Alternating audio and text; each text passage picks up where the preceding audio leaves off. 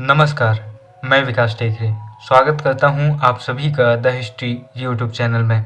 MA इतिहास third semester exam 2023-24 इतिहास के तीसरे प्रश्न पत्र हिस्टोरिकल एप्लीकेशन इन टूरिज्म यानी कि पर्यटन में ऐतिहासिक अनुप्रयोग के इस प्रश्न पत्र को हम समझने का प्रयास करेंगे। दोस्तों, यह प्रश्न पत्र पीजी कॉलेज छिंदवाड़ा से है, जो कि छिंदवाड़ा यूनिवर्सिटी या फिर राजा शंकर साहब विश्वविद्यालय से संबंधित है। अगर आपके एग्ज़ाम में और इतिहास के एमए में हिस्टोरिकल एप्लीकेशन इन टूरिज्म पर्यटन एक विषय है, तो आपको ये वीडियो देखकर ज़रूर अपने स्तर को समझना चाहिए।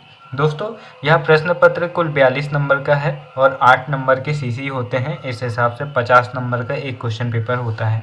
दोस्तों, यहाँ पर पहला जो सेक्शन है वो है ऑब्जेक्टिव का। ऑब्जेक्टिव टाइप क्वेश्चंस 1 से 7 तक यहाँ पर आते हैं, 7 नंबर के। तो पहला क्वेश्चन आता है कि राष्ट्रीय उद्यान किस जिले में है? कान्हा राष्ट्रीय उद्यान। स्वाभाविक सी बात है, कान्हा राष्ट्रीय उद्यान जो कि मध्य प्रदेश का सबसे बड़ा राष्ट्रीय उद्यान और सबसे पहला राष्ट्रीय उद्यान है, वो है मंडला जिले में। मंडला जिले में कान्हा राष्ट्रीय उद्यान है। उसी तरह से हम दूसरे ऑब्जेक्टिव की बात करते हैं।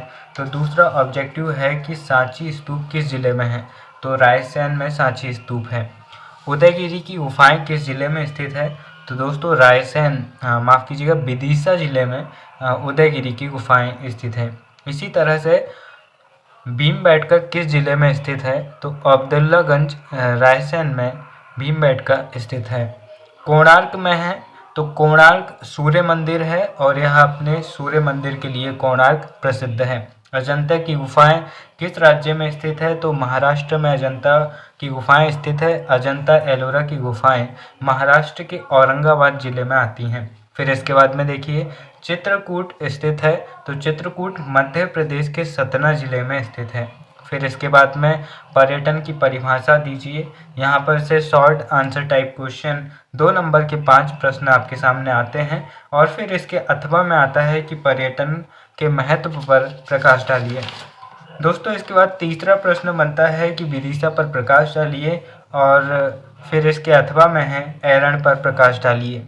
फिर चौथा प्रश्न बनता है कि ऐतिहासिक स्थल ओरछा पर प्रकाश डालिए। इसके अथवा में है ऐतिहासिक स्थल त्रिपुरी पर संक्षिप्त टिप्पणी लिखिए। इसके बाद पांचवा प्रश्न बनता है ऐतिहासिक स्थल सिरपुर का संक्षिप्त टिप्पणी लिखिए और इसके अथवा में राजिम पर एक टिप्पणी लिखने के लिए कहा गया है। इसके बाद में महाबलीपुरम के महत्व को समझाने पर प्रश्न है और फिर उसके बाद में तंजौर के ऐतिहासिक महत्व को समझाइए, ये प्रश्न हमारे सामने आता है। दोस्तों, इनमें से ज़्यादातर टॉपिक पर मैं वीडियो बनाकर अपने चैनल में अपलोड कर चुका हूँ, तो आप चाहें तो एमए थर्ड सेमेस्टर प्लेलिस्ट में जाकर देख सकते हैं। भारत में पर्यटन के इतिहास पर एक निबंध लिखिए।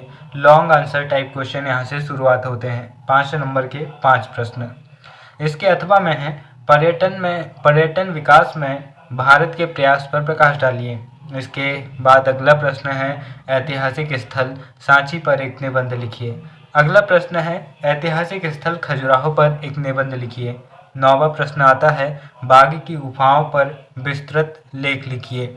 फिर इसके बाद में है right A details note on caves of Bhimbetka. Bhimbetka की जो गुफाएं हैं उन पर आपको एक विस्तृत लेख लिखना है। इसके बाद में अगला प्रश्न आता है मांडवगढ़ के ऐतिहासिक महत्व पर एक निबंध लिखिए और इसके अथवा में प्रश्न बनता है कि चित्रकूट के ऐतिहासिक महत्व पर एक लेख लिखिए। अगर आपको ये पता है कि चित्रकूट कहाँ है, तो इसी बात से आपके 2 प्रश्न बेहतर हो जाते हैं, एक वो ऑब्जेक्टिव और एक ये। और फिर अगला प्रश्न बनता है कि अजंता की गुफाओं पर निबंध लिखिए और इसके अथवा में है कोणार्क के सूर्य मंदिर पर एक निबंध लिखिए। Right an essay on temple of Konark. दोस्तों, आपको बता दूं कि कई बार पिछले क्वेश्चन पेपर से प्रश्न रिपीट होते हैं, क्योंकि जो पिछले बार का प्रश्न पत्र है वो भी आपको इसी चैनल में देखने को मिल जाएगा। उससे आप देखेंगे तो पाएंगे कि कुछ ऐसे क्वेश्चन हैं जो पिछले बार भी आए थे और इस बार भी पूछे गए हैं। तो दोस्तों, यह था क्वेश्चन पेपर और अगर आपको किसी भी प्रकार का कोई सवाल हो तो आप कमेंट बॉक्स में पूछ सकते हैं। वीडियो के अंत में इतना ही कहना चाहूँगा, विंस लोम्बार्डी कहते हैं इकलौती जगह जहां सफलता यानी कि सक्सेस मेहनत के पहले मिल जाती है और वो है डिक्शनरी। पानी पीने के लिए भी आपको ग्लास उठाने की मेहनत करनी पड़ेगी, तो फिर तो ये ज़िंदगी है। बस चलते रहिए, फिर मिलेंगे अपने ही किसी और वीडियो में। तब तक के लिए नमस्कार, जय हिंद।